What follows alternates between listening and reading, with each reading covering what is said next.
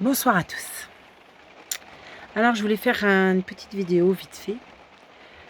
D'une part pour remercier monsieur Karl Zero d'avoir fait ce film extraordinaire. Parce que quand on en parlait avec Maxime de Wanted Pedo, quand j'en parle, moi, depuis quelques années quand même, de cette pédophilie, de cette pédocriminalité orchestrée, organisée, tolérée en France et ailleurs évidemment, on dirait qu'on ne nous entend pas. On dirait que personne ne prend réellement conscience de ce qui se passe.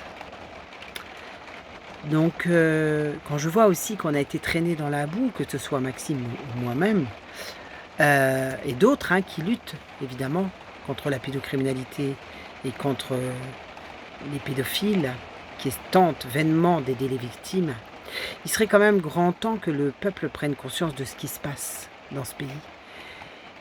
J'avais dit à l'époque, rappelez-vous, 11 millions de victimes en France actuellement, victimes de pédophilie ou d'attouchement sexuel.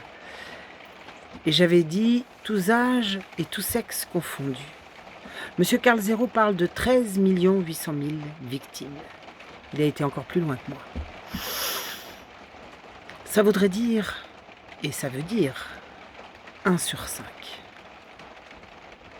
Est-ce que vous réalisez 1 sur 5?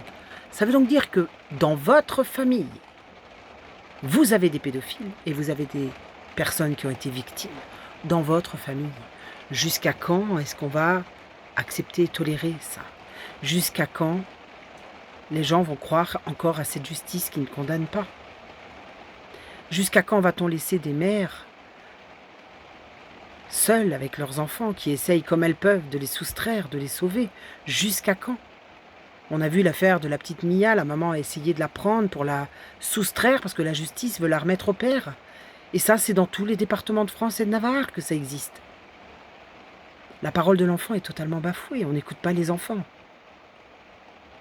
Aujourd'hui, on m'a envoyé un mail, très touchant. Une dame de 65 ans m'a écrit pour me dire que quand elle était en 6e, une petite fille avait les mains violacées, gonflées. Elle a fini par lui avouer qu'elle était maltraitée. Avec tout ce qui va avec, évidemment. Les attouchements et le viol.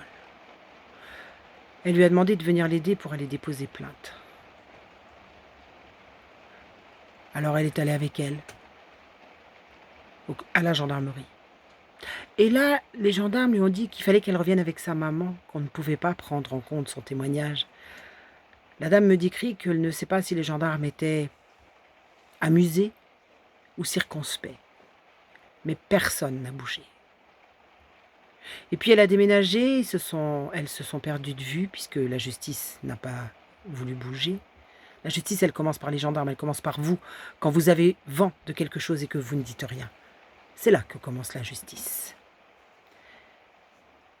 Et l'univers a fait qu'un jour, elle l'a retrouvée, dans un état pitoyable. Psychiatrie, d'hôpitaux psychiatriques en hôpitaux psychiatriques, d'alcoolémie en alcoolémie. Alors elle a tenté de l'aider, elle l'a ramenée chez elle tous les week-ends, elle a essayé de la sortir de là, sans succès, aucun succès, évidemment. Pour apprendre, au bout d'un moment, qu'elle s'était suicidée. Voilà ce que deviennent les victimes. Voilà ce que deviennent les gens devenus adultes, abandonnés de tous, et surtout de la justice.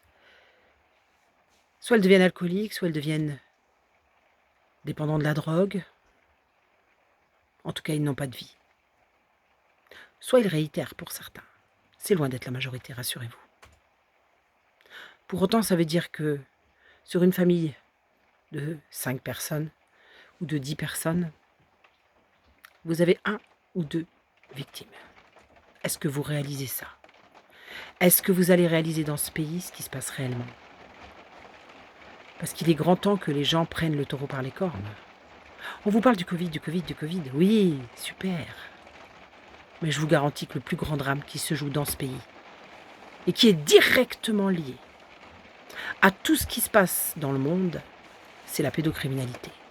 C'est le cœur du problème. Donc il est grand temps que les gens ouvrent leurs yeux. Il est grand temps que les gens réalisent que c'est une réalité. À côté de chez vous, dans votre école, au travail, vous avez des gens qui ont été des anciennes victimes. Partout, vous en avez. Partout. Elles se taisent, elles font semblant d'essayer de vivre. Parce que rien n'est fait pour les sortir de là. Parce qu'elles prennent la double, la triple, la quadruple peine. Simplement parce que personne ne les aide. Ni la justice, ni les psychiatres, ni les psychologues. Très peu sont formés véritablement au problème de la pédophilie que les enfants subissent et sont devenus adultes avec ces états de sidération.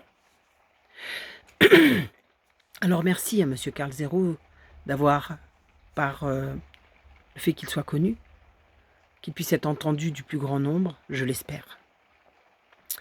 Quant à nous, on continue le combat, que ce soit One Petite Pédo, que ce soit moi-même. Le combat ne s'arrêtera jamais, bien sûr, parce que tant qu'il y aura une victime, il faudra se battre. Et puis surtout, commencer à demander des comptes à cette justice, je devrais dire cette injustice, qui oblige les mères à fuir pour sauver leurs enfants de ce que leurs enfants ont dénoncé. C'est-à-dire leur ex-mari, leur ex-compagnon, l'oncle. En tout cas, ce sont les mères qui sont obligées de protéger leurs enfants et qui se font accuser d'enlèvement. Mais où va-t-on? Mais dans quel pays on est? Quel pays? C'est aux adultes de protéger les enfants. À tous les adultes de se sentir responsables, de porter cette responsabilité, de porter la voix de l'enfant. Partout où vous le pouvez. Dès que vous avez vent de quelque chose, vous devez intervenir. Vous devez agir. Et vous devez en parler autour de vous, dire ce qui se passe dans ce pays. 13 millions de victimes. Est-ce que vous réalisez ce que c'est?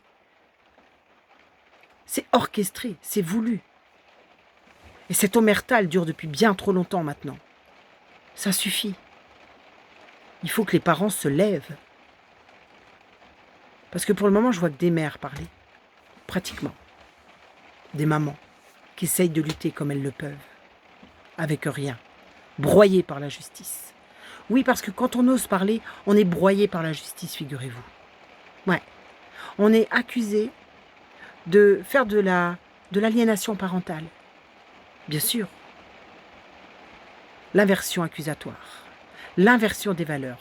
La justice adore la pratiquer. Et vous, les avocats, vous êtes où?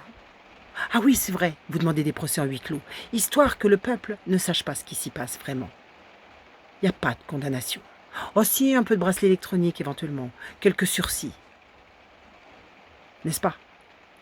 Voilà ce qui se passe dans notre pays. Et croyez-moi, c'est bien plus grave que le Covid. Bien plus grave que le Covid. Alors soyez courageux.